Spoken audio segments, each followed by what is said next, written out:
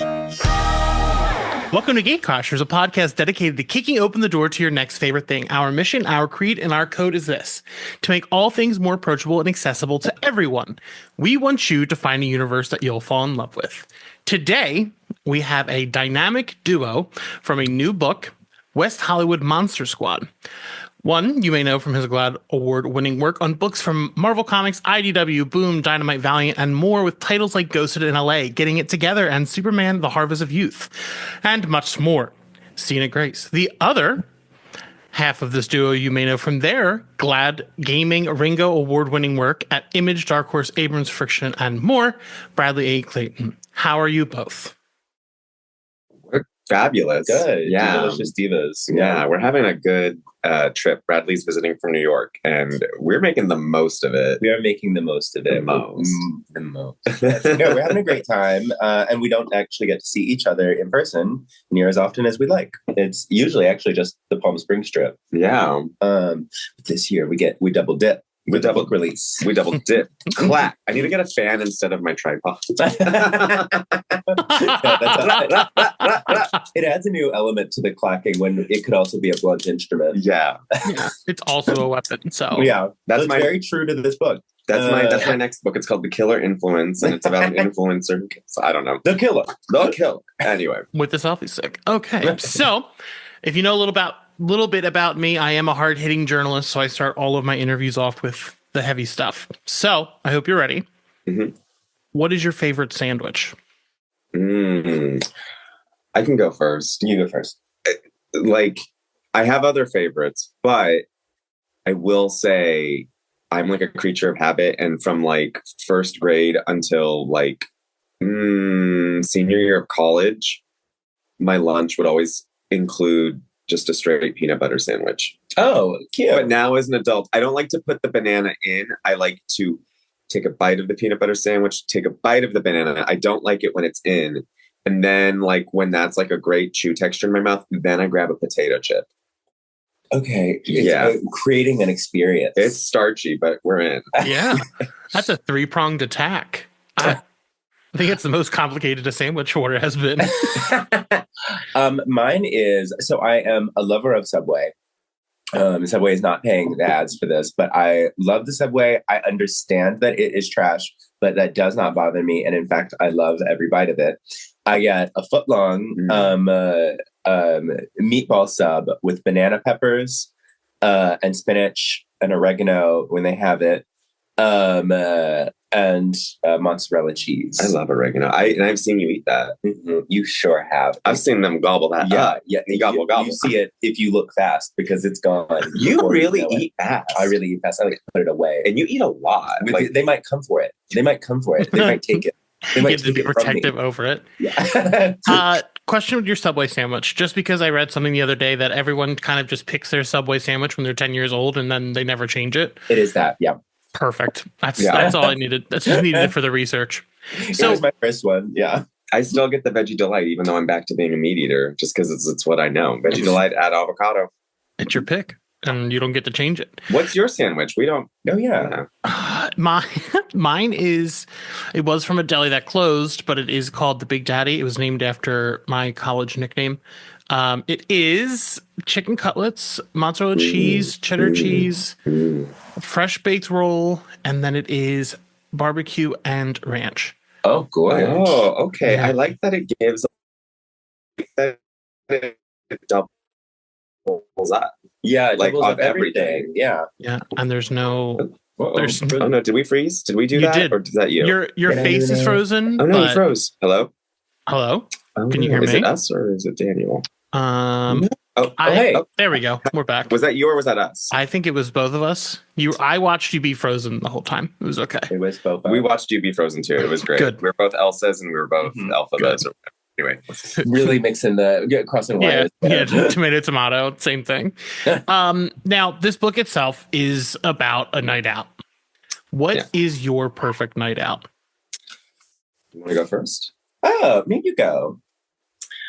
A perfect night out is like a late running happy hour with like one or two friends, or like, Yeah, one or two friends. Like I catch up with like my best friend, and then we go and watch Drag Race at a bar, and then my significant other comes in, and then like three other friends come in, and then three or four random people that like live in the town come in, to the bar, and I'm hanging out with all of them. And then we hang out for like maybe one more drink at the bar. Then I hit a point where I'm like, I'm spending money for things I have at home. And then I get to invite the people I love the most back to my place for like one, maybe two more drinks. And then I kick them out and I still get 8 hours sleep. That's my perfect night. And that's usually how a lot of my Friday nights go, actually. So I'm really lucky. And I cried the first time that happened, like last year. Because of the pandemic. Like I used to love watching Drag Race on Fridays, and that was one of the last things I did. And I talk a lot in front of you about this like weird Lady Gaga related trauma I have of like, it was Drag Race. We're at this like cowboy bar that closed down in the pandemic. It was March, and like Stupid Love came on, and I was like, this year is going to be amazing. 2020 is one for the books. And then like shut down. It was one for the books. It was one for the right. books. She made history. Yeah, history. She made history. And so, no, I cried. The last season of Drag Race premiere, like just being around all of my friends and like being at the bar and like it being normal enough. And like, I don't know. I just like normal, except for this bitch crying at the bar. Girl, tears in the club. I know my friends were like, why are you crying? And I was like, we just didn't have this for so long. So that's my perfect night. Yeah, I'm going to say mine is, I like the idea. Yeah, start with like a happy hour with a small group. Like I'm gonna say 4 people though. Ooh. I'm gonna say a mix of like your oldest friends and then some newer people. People can get to know each other. Okay. At like a quiet bar. Like I like a place with alcohol, but somewhere that is not. I don't want pumping music. Like that French place I took you to your first night. Yeah, that's my happy hour place. Oh, I shouldn't. I don't know. Whatever. Huh? Oh no, okay. So back to it. I start at like a little gathering of the closest people. I love a drag race night. No, I love a movie watching night. You love a movie watching night. I love a movie watching night. So we have our drinks and then we could go out dancing or something, but we go back and we watch maybe even a double feature if we have time. A bitch loves a kinema night, a cinema. Okay. I love to watch a scary movie. Yeah. Or a rom-com. Or anything. But something, if it's a bigger group, if it's 4+, let's watch something silly that we're not too worried about catching every detail of. Yeah. But if the group vibe is right, if it's a group of people that can listen, then we can watch something more intense. And then we go get a sweet treat at midnight.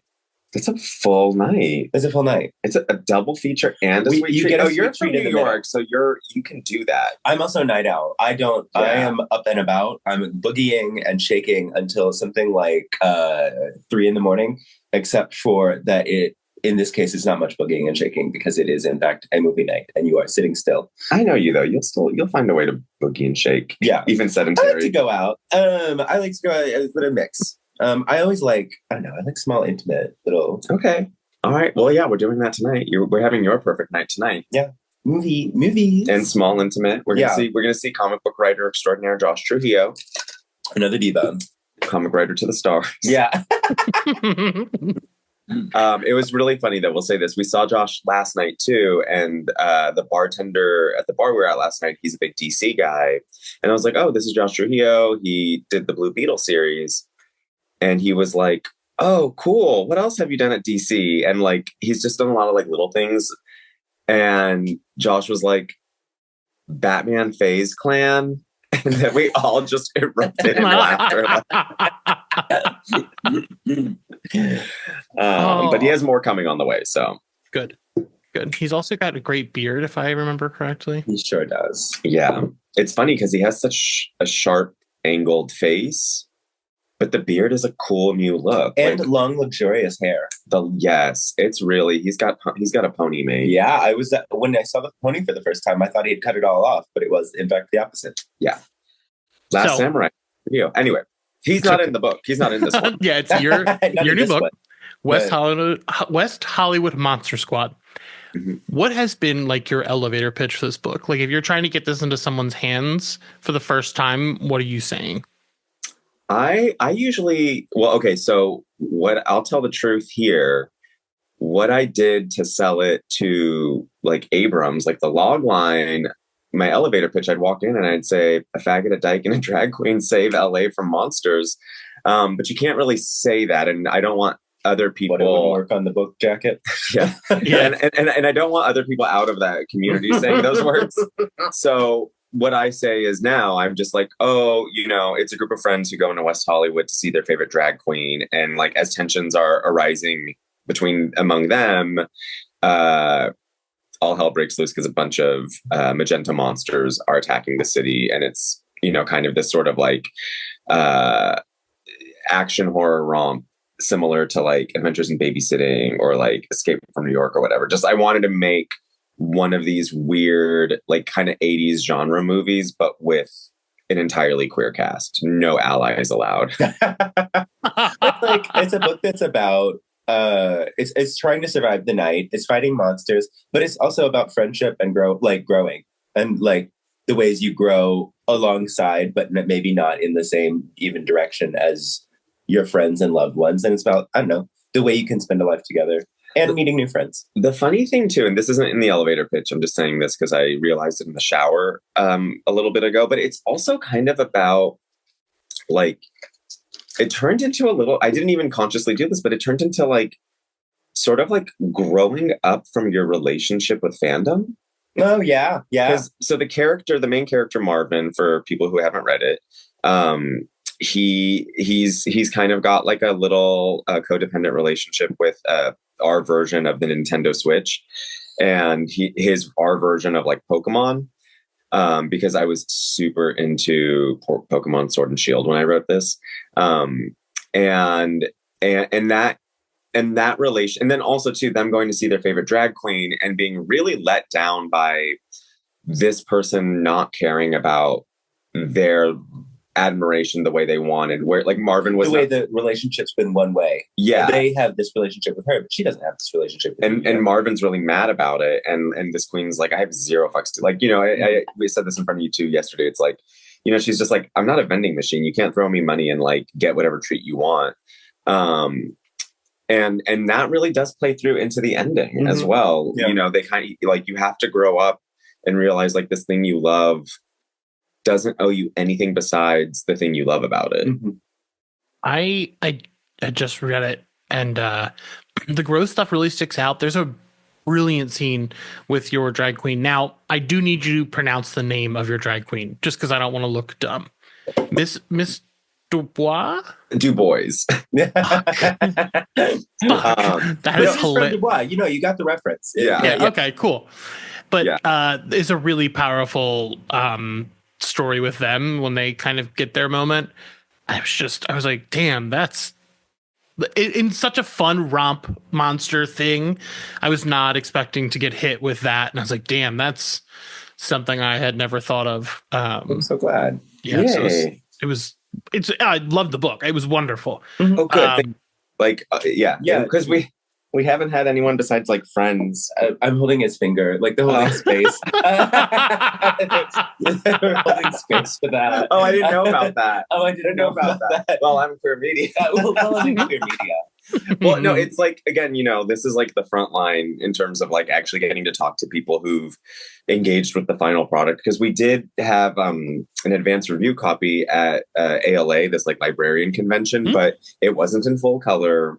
And I did like 20 to 30 like line tweaks since that. So like, I don't really even want people to read that version because I just think it's zippier and punchier in this iteration. So it's great. Like, thank you for saying that because we need to hear that. Yeah. Although I will say, when I looked at, I don't know when anyone out there will have a chance to look at the like just line art version without color. I love my colors. I think you knocked that out of the park. I love that book. But I was really happy with how just the line art looked. I thought the like format of it felt like a little anime treat. Yeah. Or like a little manga treat. I hope they reprint it and just do the manga version, like a $10. It could be so cute. We deserve it. We have an $18 version, a $24.99 version, and we should get a $9.99 version that's just black and white art. It'd just be so cute. There we go. I thought it looked really cute that way. And I wasn't expecting to, because I did not make it to ever be seen that way. What are the differences between the versions? This is news to me.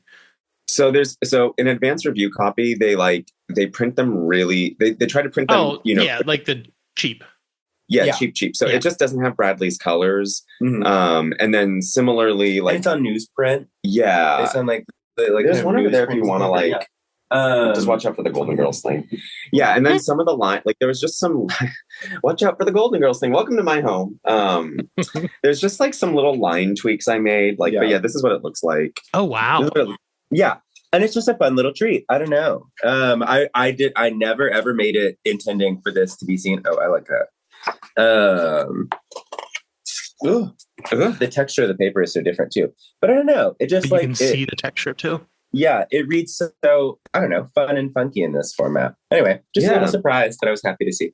Yeah, same. And then there's no dedications in this. And then there was just so many. Here's the thing: is like there were so many lines in it that I was like, okay, like I'll find the better version later.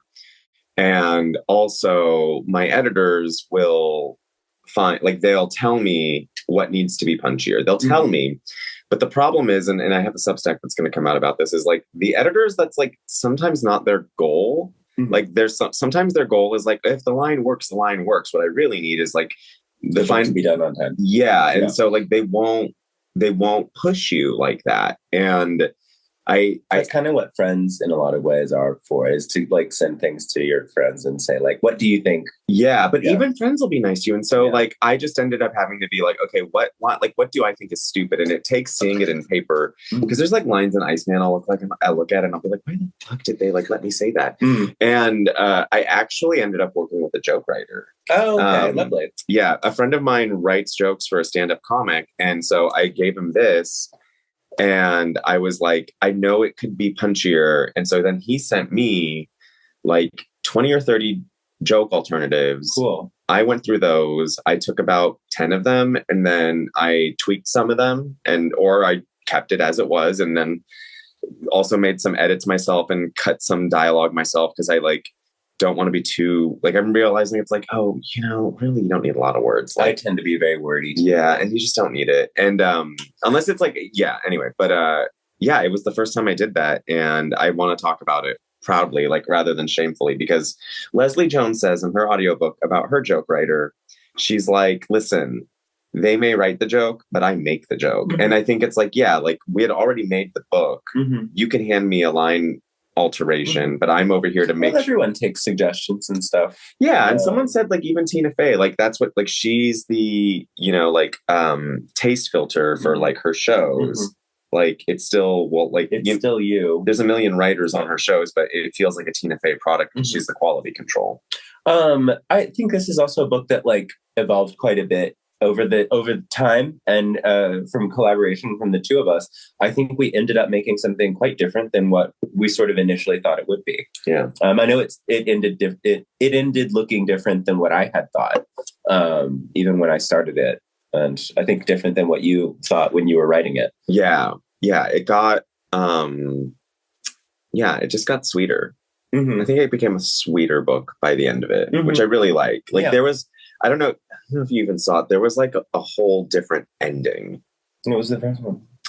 Is Aliens or? Well, that was the first version of it before, like, but that was years ago. But not to spoil anything. It might be Aliens. It might be Aliens. No. I wrote a full draft of the script, and Mariko called me. So the West Hollywood Monster Squad is out through the Shirley imprint at Abrams, which is Mariko Tamaki's imprint. And so Mariko was like amazing and gave this like great macro note about the script. I turned it all in, and it had been outlined, and the outline was approved, so they knew what they were getting. And then she calls me and she's like, you know what, like your first 80 pages are amazing. They're great. She's like, it just moves. It's awesome. Blah, blah, blah, blah.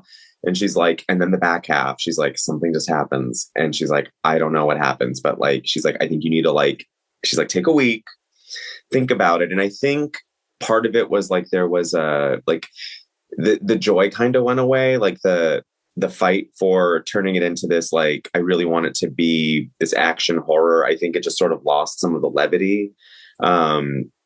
Also, I don't want to spoil anything for people listening, but there's a scene where Marvin's getting attacked and then he gets rescued and he's like, oh, I didn't know that was you. Let's leave it at that. Right. Mm-hmm. Yeah.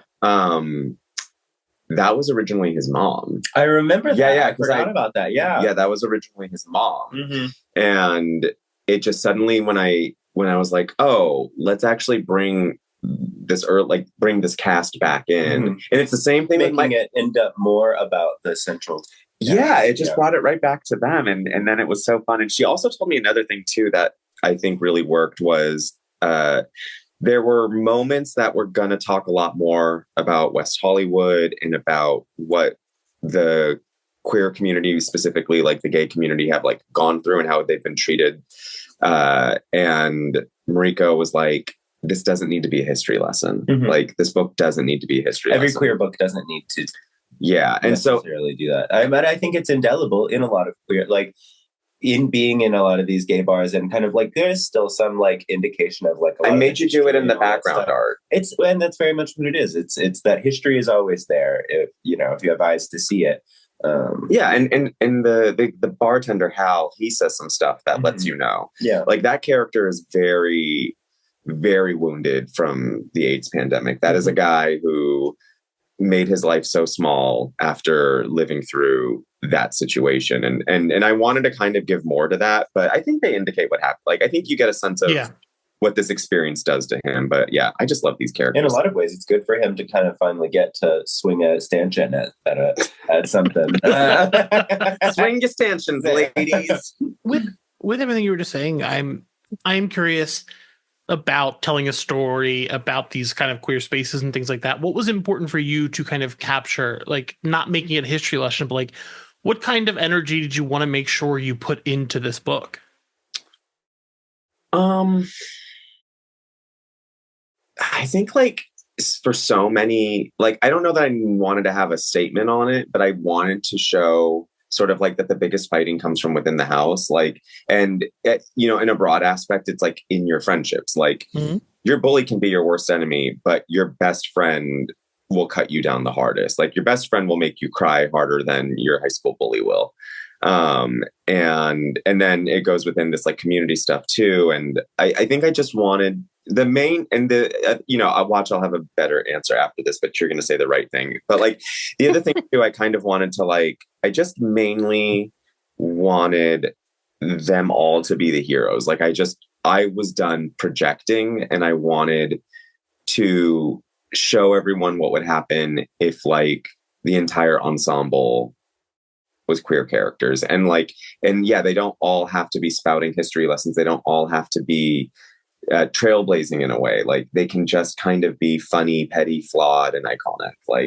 And I think that's what that's like kind of, my goal with myself as a storyteller and what I think I'm putting out in the world, or my responsibility is like, I think I'm here to push for queer joy.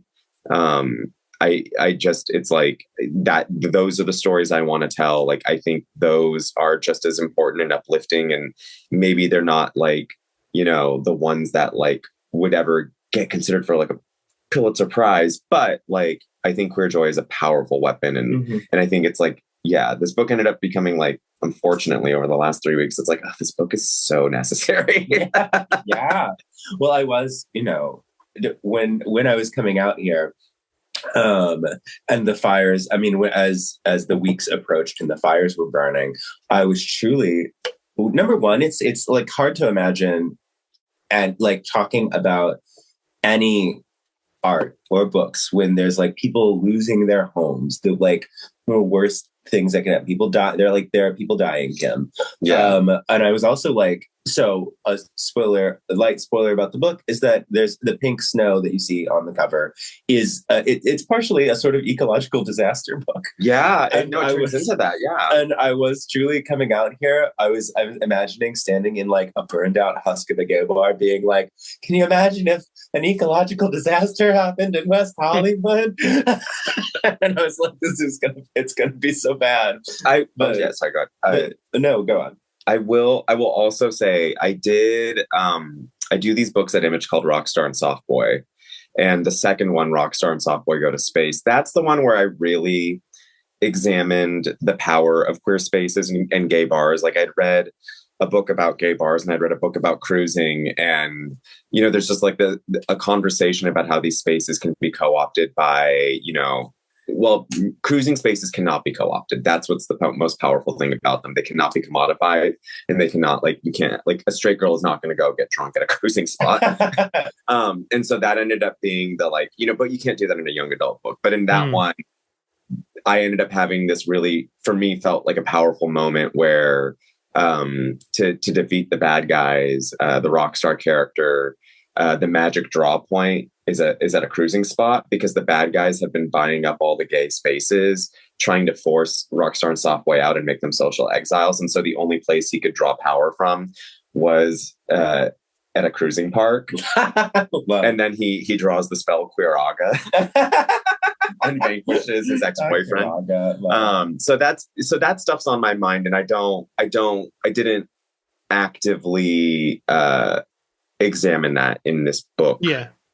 But now I have to reread it and see if I subconsciously did. I think you have a way of approaching these big subjects, even among things that you can't really say outright in here, with the lens that the sort of funny, glamorous, silly lens that you approach everything, and you end up hitting something very true in the fun and the jokes and all that. Thank you. I love one. Yeah. Which, that was kind of my going into this. What I wanted to make was a glamorous, sort of silly action horror. Yeah. And to see what that would look like. And I was kind of pleasantly surprised with how it came out. How do you pack drag queens, Pokemon, and outright terrifying monsters that will they will kill you? You drew that first kill scene, but it was funny. We're like that poor kid who gets killed. We were like, should we soften it? And we're like, nah, no, it's monsters. Let her burn. They need the characters. Much as I love them, they have to be in danger. They have to or else, I don't know, none of this matters. Yeah. The first kill is. It's rough, but it's hilarious. It's so visually, off the page that you're like, that's incredible. Yeah. Well, it's, imagine how scary these, the giant monsters with sharp, huge teeth would be if they crashed through, the gay bar in the middle of the drag queen set. In the middle of your fight with your best friend. You made the stakes really, that whole thing, and you choreographed it so well. And and that it was also a tough assignment, because it's not supposed to be Hamburger Mary's in West Hollywood, but it's also kind of supposed to be Hamburger Mary's in West Hollywood. And so I was like, make it recognizable, but you can't, but legally don't. And you got everything when I was like, okay, because you went to the space and I took some pictures, but I was like, okay, but we need this part expanded, because it wouldn't make sense to choreo. You just got it all. And I made that whole, I actually did. I don't always do this, but for both of the gay bars, the one that's later in the book, I did actually map out, I made an actual, did you build a render thing? No, I just did a blueprint of the whole, the whole bar. That I still have. I still have all the sketches I did. But speaking of the sketches, the monsters, finding a way to make the monsters cute, like Pokemon, but scary, like something that will chop your arm off, was hard. I went through a lot of sketches trying to find. And you made it your own too, because this is the problem or the fun part about working with me. You tell me, is especially because I had this one was like mine before it was ours for such a long time. And so I'd sort of drawn out each of the characters and given you, kind of like a style guide. And then at some point you just kind of made it your own thing. And I was like, oh, this is even better than I thought. Or like, oh yeah, like this. And the monsters, I think I only gave you one sketch and you just turned them one sketch. Yeah. And I think it ended up, I think I made them much big, like fatter. I love. And the faces were a lot more like, they were very How to Train Your Dragon faces. Yeah, it's very How to Train Your Dragon. Is an artist that I love how they draw monsters named Fabian Mintz, who does animation stuff is kind of where they live. But I love, I don't know, the intersection of the cute and the horrific. And I don't know, I wanted to make them all feel like there's 3 starter Pokemon and like all the monsters can sort of be traced back to being one of those 3 starters. And that's oddly very relevant to what happens later in the book. So, without getting but everyone when turned has the capacity to become one of the 3 starters. I think that's kind of funny that everyone has something in their DNA where they'll become a flying type or one of the sleek running ones. Wait, can we please make that a post down the line? Yeah. Like, which Boxumon are you? Oh, that would be fun. Yeah. What do you think you are? The choices are the sleek, like faster ones, the big, strong ones, and then the flyers. I think I'm a flyer. I think you're a flyer too. Oh, what about you? I think I'd be one of the big ones, the big chunky boys. What do you think James Tynan would be? Oh, that's a good question. I think he'd be one of the sleek, fast ones. What do you think Daniel would be? I think you'd be a flyer. I think you'd enjoy taking to the friendly skies. All right, that's not where I would go. But yeah, I like that. What do you think you'd be? I'd probably be the big one. I've followed your work, Bradley, since before you were doing comics. Your style is just something that I just adore. So getting to see you do like monsters was like, yeah, this is where it should go. Because you've done the, I don't know what you'd call them, the horror icons, but just bitchy. I don't know any other way to describe them. Like the Medusa. I do a lot of glamorous ladies. Yes, glamorous. That's the word I was looking glamorous, for. Gorgeous, naturally, yeah. But no, getting to do a big monster book was something that I had never done anything like that. And I think initially when Sina asked, have you ever drawn like monsters? My initial thought is, I have no idea how to design a monster.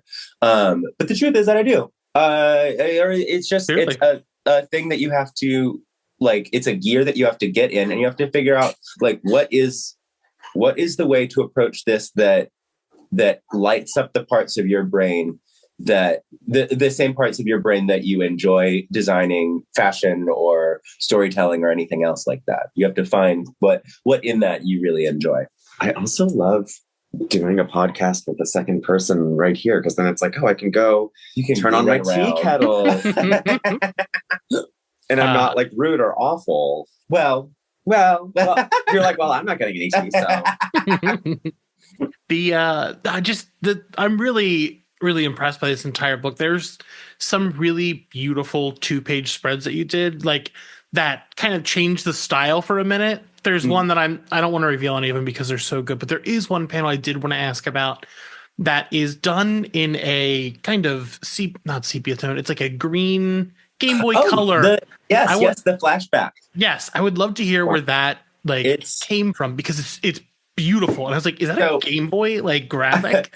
I did. Yes, it is. I actually did venture into doing I learned how to do 8-bit like Game Boy illustration kind of stuff. We wanted a way to really thoroughly get the, like, in looking at flashbacks, I wanted to find a way to I don't know, make it look like not part of the story. You also get a rare Giselle with the rest of the cast dropped in there. Just kind of vibing, as is her nature. But what I wanted was to find a way to really separate the flashbacks into being their own thing. And so I thought my first thought was that those like little end screens for like Pac-Man, how you see like him like running from them and them running from him, and like I don't know, in Miss Pac-Man where they meet, like those kind of things. I thought it'd be fun to kind of channel something like that. Or yeah, just something like a Game Boy illustration. That was not easy to learn, but super fun to do, because it's just a totally different sort of mode to get in. And I'm glad somebody noticed and enjoyed it. Love and it. those aren't in the proof. No, they're not. So Because I think I hadn't drawn them yet. I think they were one of the last things I did. That's the other reason why I hate that, like, the advanced review copies go to like reviewers and critics, because it's like it's that little detail that like is like that's the like kiss of life. You know what I mean? Like that's the thing where it's like, oh, that's the like magic sauce, and then you're kind of like selling this book on the promise that there's magic sauce. Yeah. I did oh wait, so Daniel was gonna say something. That's okay. I was gonna say it's so interesting to like hear this, because typically, and I know you both know this, comics don't go out early. Like if on the best days we get them 3 months late, but like a reviewer usually get DC's a couple months, Marvel's the Monday before. But like imagining getting getting to read a comic before and actually work on a review for a while is astonishing to me. And then imagine you have that, and then somehow the podcaster still only gets it 2 days before. What? Nothing. This spread. So this came.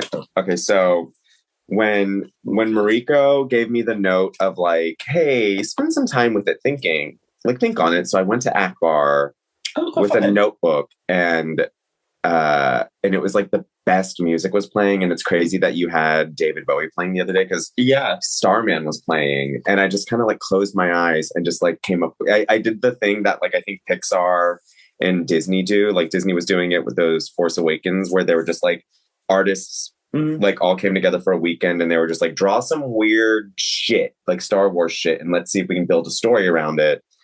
And in my head, I just like that song was playing, and I was just imagining them all on like scooters and bikes. Oh, love that. With like, I was like, oh, and they're running with the monsters. And I think at first, when that thought came to my head, I was like, oh, they're running through it like Jurassic Park style.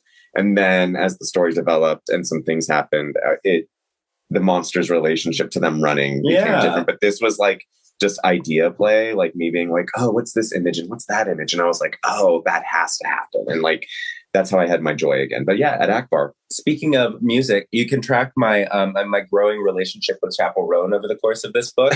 About Pink Pony Club. There's a little pink horse as the like symbol for a bar at the end, but at the beginning. So I needed when his friend is picking him up, I wanted it to feel like they're people who talk to each other outside at like before today, and so you literally see them having a conversation where I made up an artist about like Marvin going, I really just don't get why people are so into her. Oh my God, I'm not like I'm not gagging.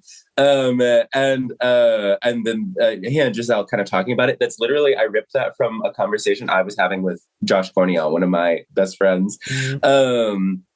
And that, because that was literally something we had said that day. I was like, what do you talk to your friends about? Like, I just pulled something, and that is the community right there. I became fully radicalized over the course of this book. And by the end, I was when I say streaming Pink Pony Club, I don't want you to think it was healthy 15 to 20 times. It was really, she's her to you. It happened when I was out here. And we were at Palm Springs, and then it just like hit me at the right angle, and I went, this is the best goddamn song that's ever been made by human hands. I'm still mad I didn't lip sync it before she blew up. Like I could have been on the ground with that. I could have been something. No, anyway, but by the end, I'm fully making the Pink Pony Club canonical thing. Well, I think we, for legal reasons, couldn't say that, but there is a club with a pink horse as their logo, which apparently is based on the Abbey. Yes. Fun stuff. Anyway, just gay bar. Good. She went to a gay bar. It radicalized her. She's one of us. I'm here. I'm just putting that back in my tea. Yeah, Sina is. Okay. The Miss Du Bois that character. Tell me a little bit about the design and the creation, because I know you're both the extent of my drag queen stuff is Trixie Mattel, because her music is incredible. It's just not something I've ever sat down and the other one on Shudder. There's a horror one, the Boulay Brothers. Oh yeah, Dragula. Those I've seen a couple episodes of those. So, like, where did your design, all that kind of stuff come from? The outfit that she spends most of the books in, not to spoil anything, but there is an outfit change toward the end of the book. But the outfit that she spends most of it in is because when we started this, Chromatica. Yeah, we were kind of Chromatica pilled, and it was a Lady Gaga. It was not any of her actual outfits from Generation X. Yeah, it was inspired by Lady Gaga and kind of Penance. It's the like raps and all that stuff that I still love. I'm so glad that I did that. I'm so glad that that is her outfit. But doing something that's that complicated and different from different angles, was that an exercise? Can you imagine drawing like an X-Force character? It's insane. Yeah, I know. When I designed Dark Veil, I was like, oh, this sucks, because I was getting Dark Veil. I was getting a lot of Dark Veil commissions, but like what's nice is like I at least like knew it by heart, but I was like, fuck. And then you have to do that the ankles and the this. It is very Dark Veil, actually, looking at her now. Yeah. But the silhouette is so good too. And I love the hair. That was the other thing is like, I wanted, and this applies to all the characters. Silhouette is the biggest thing to me when I'm designing a character. I want them instantly recognizable. If you see no features about them, you're looking at them from, 20 yards away. I want you to know who that is without having to think about it. Yeah.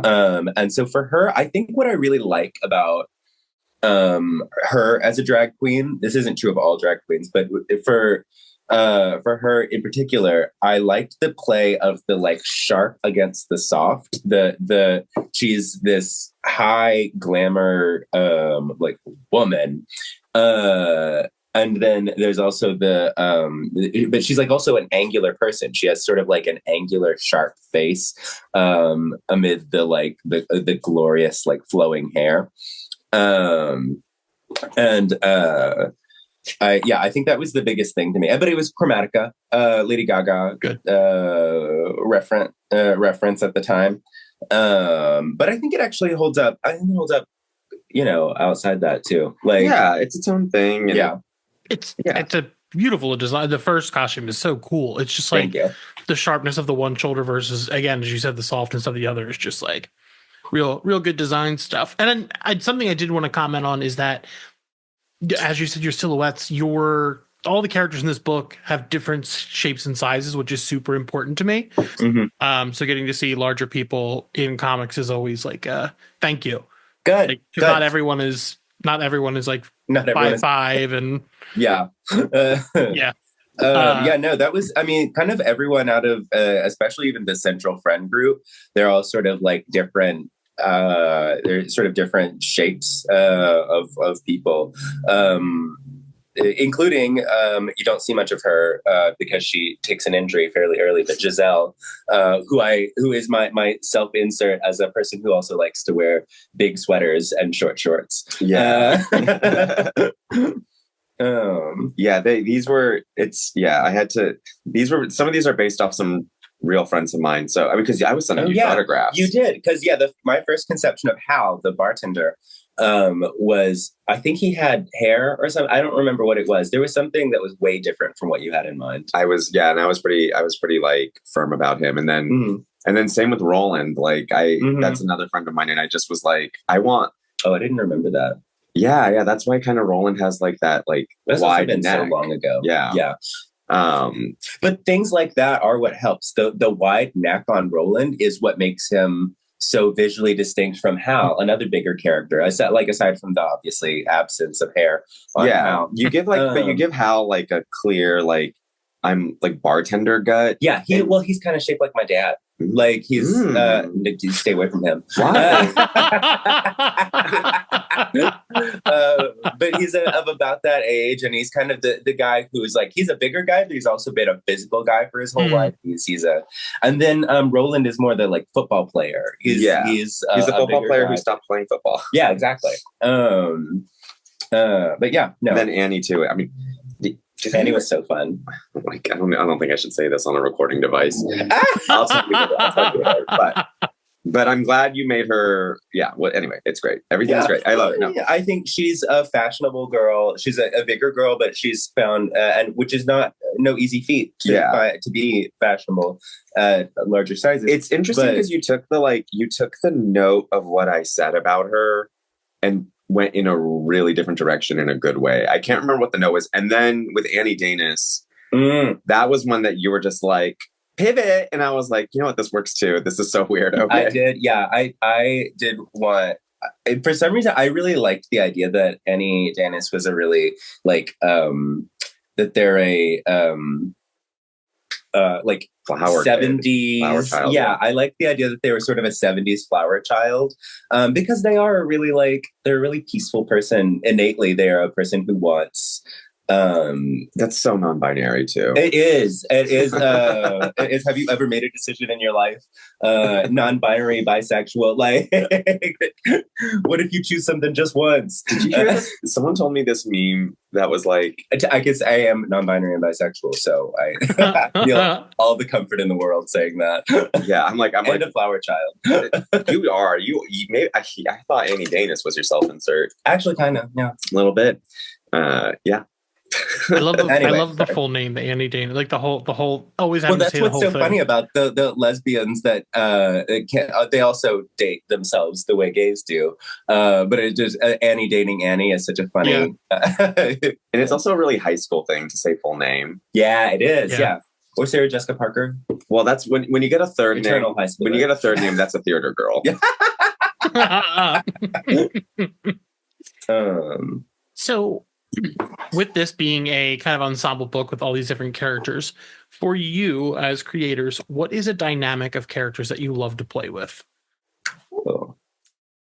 I think I'm actually falling. Okay, so we're both friends with James Tynan, and he kind of gave me an ensemble team hack. Like, he's like, this is like what the perfect ensemble team has. And without like spilling his tea or anything, because I haven't asked him if I can say this stuff. Without spilling his tea, like, you know, there's a lot of like baked in chemistry for tension and conflict. And that's great. Something for me, however, that I kind of like, and I'm kind of drawn to, and this was an example of, is like everyone who should get along but somehow don't. Mm-hmm. Like, I kind of like the idea that it's like, oh, for all intents and purposes, like, you all should just be getting along swimmingly. But people are prickly. Yeah, like something happens, edges. You know, and whether it's the context they're in or, you know, a trigger incident among the group, I kind of am drawn to that, like, where, yeah, and I think that's why it's always hard for me to sometimes get pitches across the plate with, like, the Marvels and DCs of the world, because they need that like elevator zingy pitch. And I'm like, no, you don't get it. Yeah. When I'm writing them, you're going to love it. Mm-hmm. But they're like, well, we have to spend like $30,000 by that point. like to get your script and to get the artist, like, they're like, that's a little too much investment, honey. Like, honey. Yeah. Cause everyone's honey. C.B. Sapolsky's like, listen, Missy. Little girl. C.B. Sapolsky like notably talks like an anime villain, like Queen Beryl. Not everyone being Queen Beryl to you. It is. I'm thinking I'm barrel coated. Who is Queen? She's the big bad from Sailor Moon. Or she's like the big bad from the early Sailor Moon stuff. She's like is like a space queen, always like presiding over an orb. Yes. Okay, I do know she is now. Love her. I've got her on the brain. What about you though? Dynamics, character dynamics.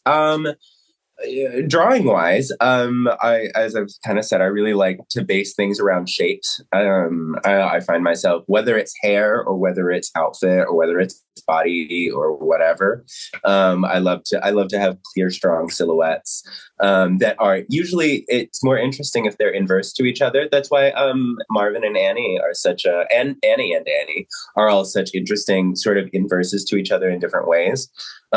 Even Marvin and Annie Danis are like both kind of spindly little people, but in very different ways.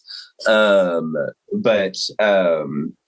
I think Hal and and Miss Dubois. Oh yeah, I love that they turned into a pair. Yeah, they That kind was of really do, cute. and not even. I don't know if they're romantic. I don't know. They kind of like. I'm sorry. I'm like. I know too much about that. Yes, they cool. Yeah, But that like could be. That'd but be cute. it was one of those things that could happen off. It's like Emma and Emma Frost and Banshee. Oh. In like Gen X, like Oh yeah, they yeah. read like they very clearly got their own thing going on when the children are not around. Like Yeah. to me, I always read them as people who are definitely hooking up when the children are not in like radius, but that's none of anyone's business. I'll take it. But anyway, writing wise, I tend to write a lot of friends with prickly, maybe romantic feelings. I would say too, for me as an artist, fashion is really important. Like my characters just need to be dressed well. And distinctly. That's the thing about fashion, is that every character doesn't need to be runway ready. But what everyone does have is their own relationship to getting dressed. Everyone has their own thoughts that they put into no matter what their, no matter like that speech in The Devil Wears Prada, where she goes, "Oh, you think fashion doesn't apply to you," when in fact, like, all this shit happens. All of this shit happens, and you have your own relationship, and you are trying to say something when you get dressed. You are thinking, when you put on a shirt, thinking about what it will say to the world or what it won't say. And that's kind of central to every character should look distinct. Yeah. Person is. Even like I did these Gotham Girl backups at DC, and I'm so grateful that the editor let me fully redesign the character. Well, yeah. Because I was just like looking at the design, and it's like this, she's a traumatized teenager, like so traumatized. I was like, she's not going to be dressed like a whore. Like, I mean, sorry, I love whores. We are sex positive. I am a whore. You are a whore. We love Power Girl. Bring back the bring back boob window. I think it is back. I think she's back for good. Okay, yeah. I'm reading early Birds of Prey stuff right now, and I'm loving it. But I was showing Sina like Power Girl. It was in her phase where she didn't have the boob window briefly, and I went, it just done got it. If you're going to take away the boob window, just change the costume completely. Just throw her down a well. No. And seal it up. But they let me redesign her all the way. She's now like in a capelet. She's like way covered up, and I also gave her these like earrings with like little like plastic doodads on that. Oh no, she's wearing safety pins for earrings. And I just was like, yeah, this is a girl who's like really fucked up, and her outfit needs to kind of represent that she's sort of closed off and not. Well, that's what's interesting with teenagers, like drawing teenagers, is that their relationship to fashion is usually half formed, as is their relationship to most things that they'll sort of grow into. But like writing little like baby goths and stuff, they're sort of like first attempts at, or like drawing like baby goths, and they're sort of first attempt, like a safety pin earring or like something like that. That something that they could do, and it's edgy and cool, but it's also fixable by the time you, I don't know, get home. Like I think that's kind of what Marvin is. Marvin is very much like in his sort of like fledgling gay outfit of like, I'm gonna dress up and we're gonna go out and look hot, but it's also like it's kind of kiddish. He's someone who just got an Amazon account. Exactly. Yeah. This is a little fanny pack. That just came the other day. Sina, did you do the redesign where she's got like the big yellow goggles and the shaved head for? It was for Interrupted, right? Yeah. That is such a. There's no offense to the other designer, but that is such a upgrade of look. She looks so fucking distinct because of the Gotham symbol on the shoulder. Oh, love that design. Thank you very much. I was like, so that was like, there was a talk about expanding that into a series. And then that editor had it queued up for a pitch meeting, had like the design slide made and everything. And then he got switched to Metropolis Group.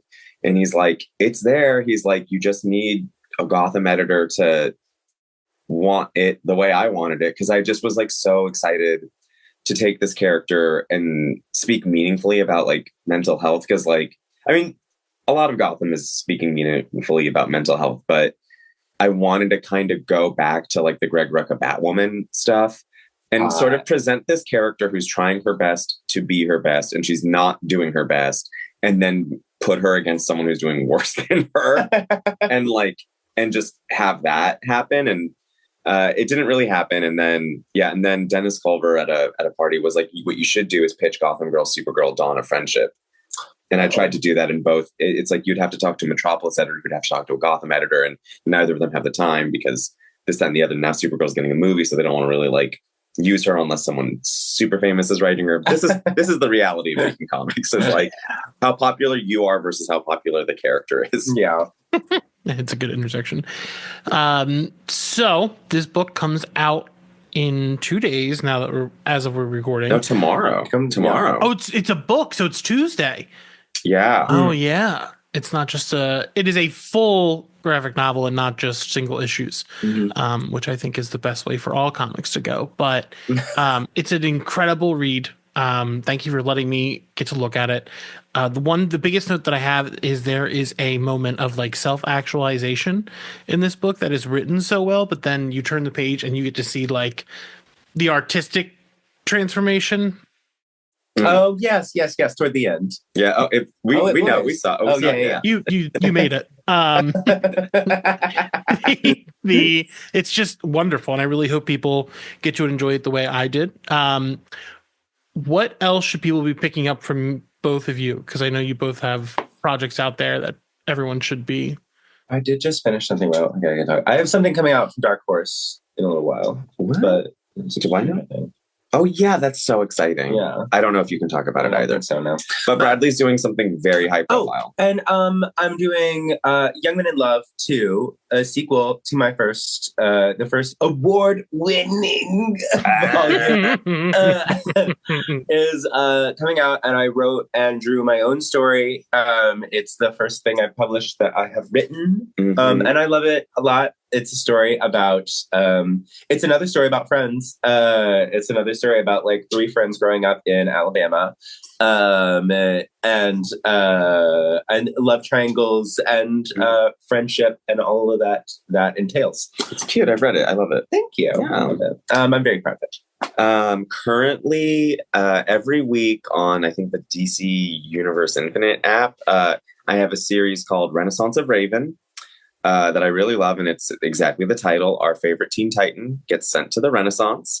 But like I go full fucking like I created a fake kingdom, and I created a whole different like lore with magic, and there's like there's all this like I wanted to do more with the gender fuckery, but like there's like a magical seepage, and she is like heralded as like the great tidebreaker for this kingdom, and she goes on this like mythic quest with this really hot guy named Denver, and like she's like laughing, and he's like, why dost thou laugheth at my name or whatever, and she's like, oh, you named after, like there's a city named after you, and she's like, it's a really cool city, I swear.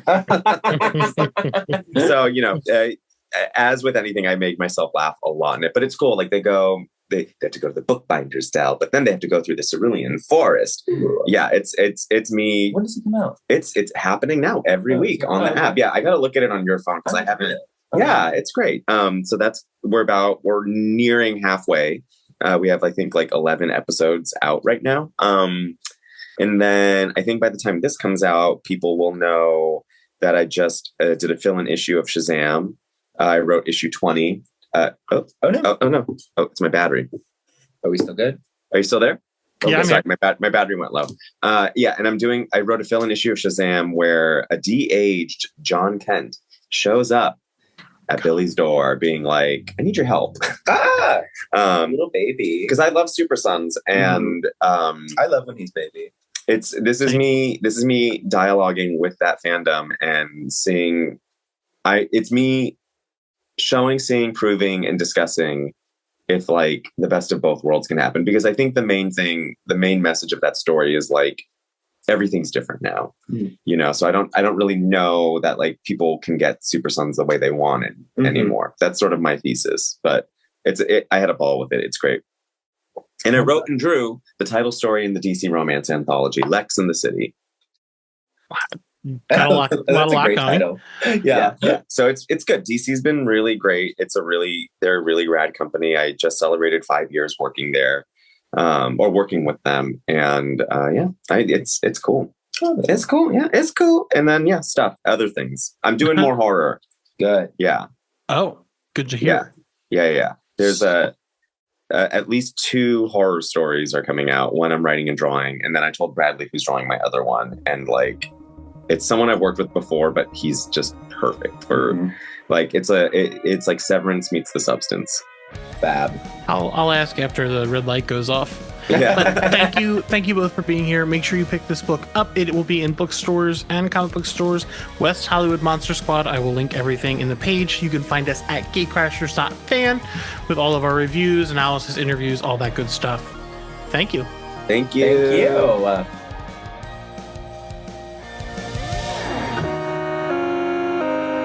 Thank you.